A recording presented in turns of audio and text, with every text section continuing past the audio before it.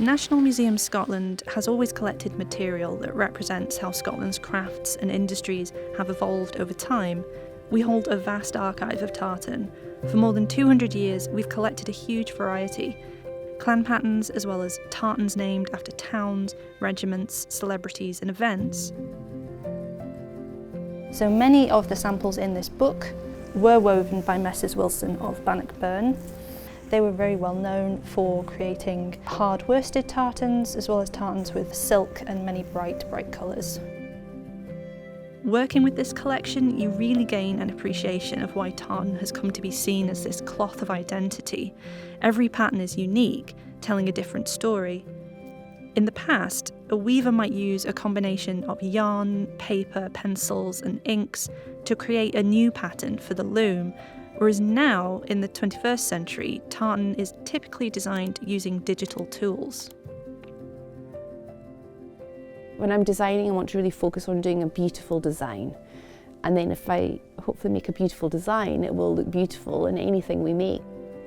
We created this design, or series of designs, called the Elements of Endurance, and this was really looking at the 4 elements: earth, air, water, fire, and the human being the 5th element, and our interaction with these 4 elements. So our fire pieces that we're so thrilled to have in the museum are this beautiful, stunning red pop. There's 4 shades of red in that. We've got the little fire element symbol woven into the actual fabric. This is Gord Nicholson Kilt Makers, G&K, established in 2009. The remit of opening the shop was to continue the traditional heritage crafts and skills that set Scotland apart in the world. So when I design tartan, it is for organisations, it's for themes. There are not many tartans out there that have these colours in it. This particular tartan was for the John Muir Way. We walk on the John Muir Way all the time. Seeing those colours, this was nice and easy for me to design. When designing the tartan, I did it on a digital platform, and that can be quite difficult sometimes because you don't get a depth in the tartan. So seeing the layout of the tartan and the tartan repeat and the amount of red that comes in the tartan actually gives it that depth and just that hint of the blue, which sometimes you don't really notice at the beginning. Then the mix of the green and the brown just gives more colours of nature coming through.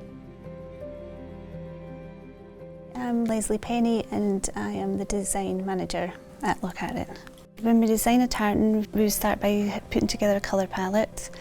We usually use a maximum of 6 colours in our palette, and from that match the colours to our yarns, and then we would put that into our Scott Weave system, and then we would do a series of maybe about 6 different designs, changing the colours so that they have different ground colours, and then from that we would then select our favourite.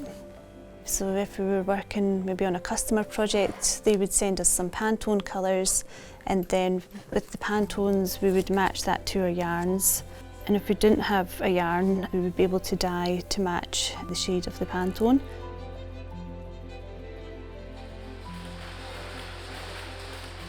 Taking it as deep as you can in terms of meaning, and I think that's what's so powerful about tartan design. So the colours and the numbers have to absolutely, resonate with the story, but also we love to then take on the weave structure to add another element to the story where it's relevant. So we've woven in little short words, we've woven in years, we've woven in symbols. We feel like we're quite, pioneering. Rebellious is a word, or rebels we use quite a lot for our spirit and our passion.